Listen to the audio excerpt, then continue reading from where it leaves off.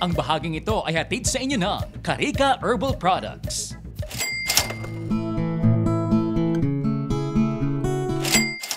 Nagsimula lang sa ilalim ng tulay ng Makati.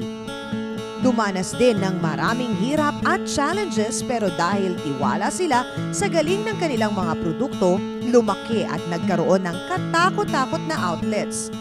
Ang buhay Carica, sa loob ng 12 years, matatag na sa herbal industry. Meron pang international distributors worldwide. Inaanyayahan ko kayo, please join us because we will ride the wave from chemical to natural. And we have all the foundations. All we need are people who are willing to work with us. Pagpapahalaga sa mga kliyente at mga kapartner at maging sa kanilang mga empleyado, ito anya ang sikreto ng Carica.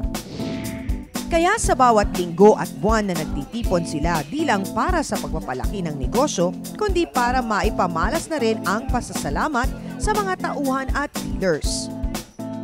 Almost 12 years na rin ako sa Carica. Noong una pa man, nasa ilalim lang kami ng tulay. Maliit lang ang kiosk ng Carica. Later on, gumanda. That was 1998.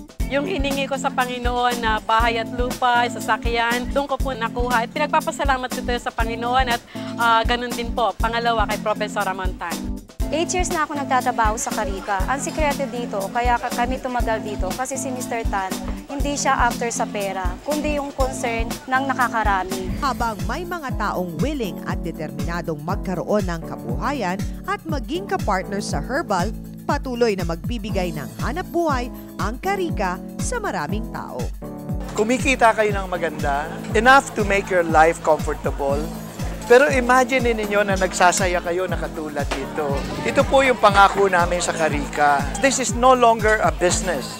This is a movement of Filipino people towards something better.